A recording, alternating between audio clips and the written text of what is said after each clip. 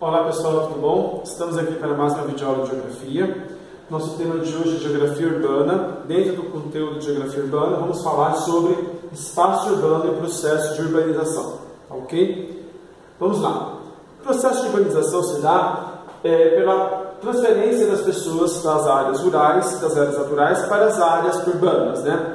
Segundo o livro do Eustáquio e Segni, chamamos de processo de urbanização a transformação de espaços naturais e rurais em espaços urbanos, concomitante à transferência da população do campo para a cidade, que acontece, quando acontece na escala, chamamos de êxodo rural. Esse processo acontece ultimamente devido a fatores desde a Revolução Industrial. Aconteceu de maneira diferenciada, é claro, nos países desenvolvidos para os países em desenvolvimento. Nos países desenvolvidos, esse processo aconteceu de uma forma muito mais organizada. As cidades se estruturaram melhor para atender a chegada da indústria e a população crescente foi se organizando de maneira mais clara. Já nos países em desenvolvimento, esse processo aconteceu de maneira muito desastrosa, pois a cidade começou a crescer muito sem que houvesse uma estrutura para que pudesse abranger esse crescimento. Tá?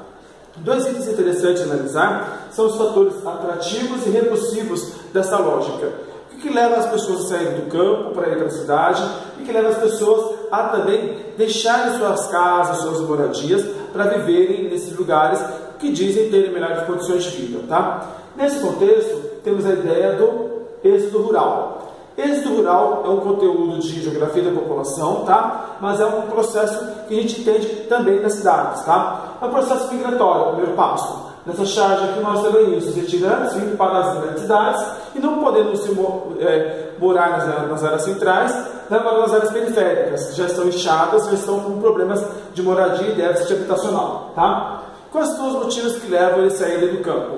A mecanização. A substituição do trabalho do ser humano por máquinas é um dos grandes motivos que levam ao desemprego no campo. Tá? E muitos deles não são proprietários de terra, são trabalhadores assalariados que perdem seus salários, perdem seus empregos mediante a mecanização, que é um processo bom, acelera a produção no campo, mas traz alguns prejuízos, como por exemplo o desemprego no campo. Tá?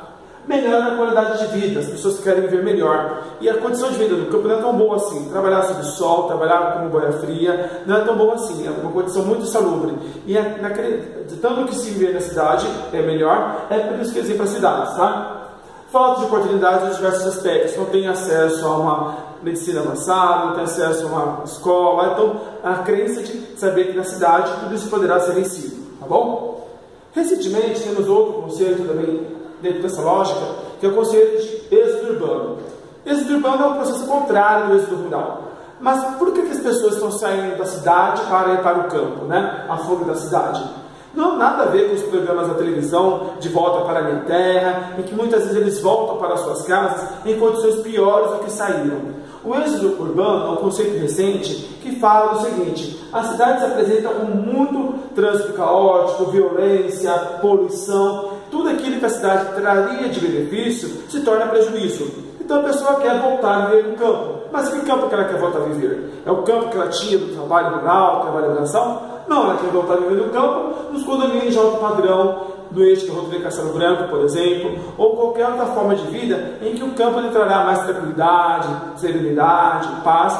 Na verdade, isso não acontece mais. A violência está no campo também, assaltos também. Essa situação da cidade se ampliou também para o campo, mas muitos voltam para o campo sendo empresários, sendo dono de fazendas e na época de aposentadoria, quando a sua vida está mais estável. Então esse processo de êxodo urbano faz com que volte-se para o campo, mas não é o campo que se tinha no começo. E começa a criar um nicho muito grande de condomínios de alto padrão, condomínios de chácaras e fazendas ao entorno das regiões metropolitanas. Tá? Outro item também do processo de urbanização são as desigualdades sociais e a segregação espacial. As desigualdades são claras. Elas se materializam na paisagem urbana. A materialização de toda a discussão da sociologia, das questões de lutas de classes, elas aparecem na realidade urbana. É aqui que a gente consegue observar a diferença de rico e pobre. Não é só no jeito de andar, de falar, na postura, e sim na materialização das construções. Duas imagens bem interessantes sobre isso, aqui em Paraisópolis, São Paulo. Essa imagem que é bem chamativa no Google, né? Que tem Esse prédio é do padrão no contraste aqui com a favela de Paraisópolis, tá? E no Rio de Janeiro também, com a favela na Rocinha, ao fundo os prédios e a praia de São Conrado, tá? Então são duas realidades bem distintas para nós compararmos essa desigualdade social e essa segregação espacial. O que é segregação espacial? Segregar significa separar, agrupar em pares, tá? Então nós temos aqui os grupos dos ricos, os grupos dos pobres, cada um morando no seu lugar distinto, mas o mesmo ar que se respira aqui, se respira aqui. Mas o preço desse imóvel é muito maior do que este, da mesma forma que aqui, tá? Então segregar significa separar realmente, tá? Segregação espacial, tá? Dentro desse contexto, nós temos aqui outras regiões também do mundo mostrando essa discrepância. Aqui em Salvador, no bairro do Rio Vermelho, aqui à frente, lá no fundo, os prédios da Orla, tá? E a Baía de Todos os Santos, tá? E aqui também São Paulo, com a ponte estaiada ao fundo, mas o Singapura do Real Parque aqui é uma favela também no município de São Paulo, no bairro do Morumbi. E aqui uma imagem chama a atenção também do Bronx, em Nova York, um bairro bem segregado, bem separado da realidade de Manhattan, até do próprio Brooklyn, né?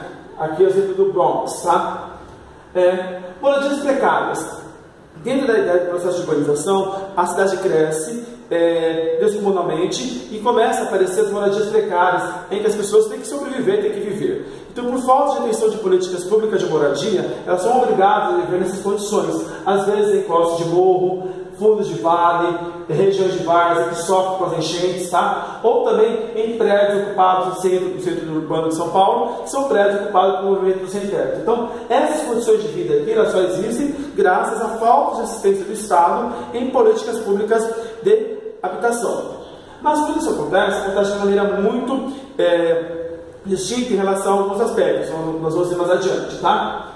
Primeiro, condomínios e projetos populares, tá? Condomínios de alto padrão, nós temos Alphaville, exemplos, prédios de alto padrão, são nichos de riqueza em que ali a pessoa tem uma comodidade de um muro que a cerca para separar do pobre, e nessa condição ali se cria um ambiente totalmente favorável para ela. O comércio voltado para ela, então ela tem uma mobilidade reduzida porque ela não precisa sair do condomínio muitas vezes, ou na própria região do condomínio tem toda a infraestrutura que se precisa, tá? Ou em projetos populares como o BNH, CDHU, Coab, Minha Casa Minha Vida, né? São exemplos de moradias populares que nós temos atualmente, tá? A BNH, a Coab, são mais da década de 70 e 80, tá? Já a partir da década de 90 tivemos a CDHU, Companhia de Desenvolvimento Habitacional Urbano de São Paulo, assumindo grande parte aí das moradias do estado de São Paulo, tá? E o projeto Minha Casa Minha Vida do governo federal, com financiamento de imóveis a baixo custo ou subsidiados parcelas desse processo, tá bom? Deixa eu tirar essa tela aqui.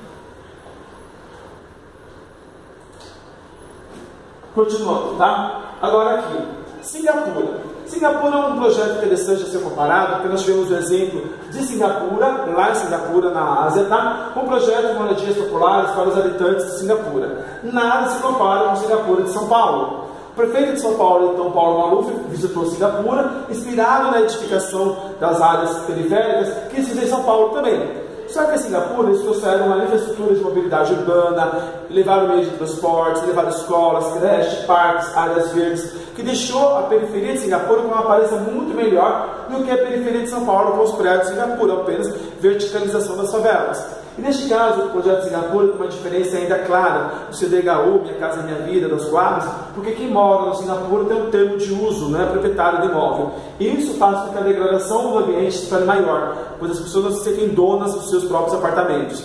E toda a manutenção, toda a infraestrutura que possa ser melhorada ao longo do tempo, do desgaste do Singapura, é feita pela própria Prefeitura de São Paulo, tá? Aqui, para nós finalizarmos também, um processo muito comum nas grandes cidades, a violência urbana. A violência urbana que está na queima dos ônibus, que está adotando as pessoas que vivem nas periferias, que está em áreas sujeitas a assaltos. Tem alguns motivos que levam a isso. O motivo, primeiro, é ostentação. Essa palavra é muito comum agora, não foi com ostentação, que todo mundo está utilizando de maneira qualquer. Quer relembrar a gente o quê? Muitas pessoas ostentam aquilo que não tem. E para ostentar aquilo que não tem, às vezes, ou sacrificam da sua vida, dos seus valores, e vão lá ter os seus bens, ou sacrificam através de assaltos, roubos, furtos, homicídios, para poder ter benefícios aos quais não têm, tá? Isso pela terra de classe, o rico vivendo bem, o pobre vivendo mal, e acaba banalizando situações de roubo, ou de furto, até de homicídio. Os homicídios também vão dar a taxa de homicídio. Nesses lugares, os indicadores sociais são baixos, todos os indicadores sociais possíveis, tá? IDH, taxa de natalidade, mortalidade infantil, acaba sendo bem referente a um lugar propenso à violência. Isso gera uma taxa de homicídio que vai dar a taxa de vulnerabilidade social. Quantas pessoas morrem naquela região por 100, por 1000, por milhão de habitantes? Nisso sai o ranking da vulnerabilidade social e as regiões, teoricamente, teriam que ser melhores atendidas por infraestrutura de controle da violência, como policiamento, tá? Ou até investimentos diretos da ONU para controlar isso. Tá? É sabido que as regiões que têm um capital social que é investido sobre isso, tem melhores resultados na taxa de homicídio. O que é o capital social? São associações, ONGs, igrejas, centros desportivos, que fazem com que mesmo na periferia, mesmo com todas as condições ruins de vida, as pessoas possam ter esperança ainda em melhorar suas condições. Tá bom? Espero que vocês possam ter relembrado algumas coisas sobre geografia urbana, tá? E ter lembrado algumas coisas aí que nós podemos discutir ao longo dos bimestres e também ao longo das nossas videoaulas, tá bom? Falou, abraço!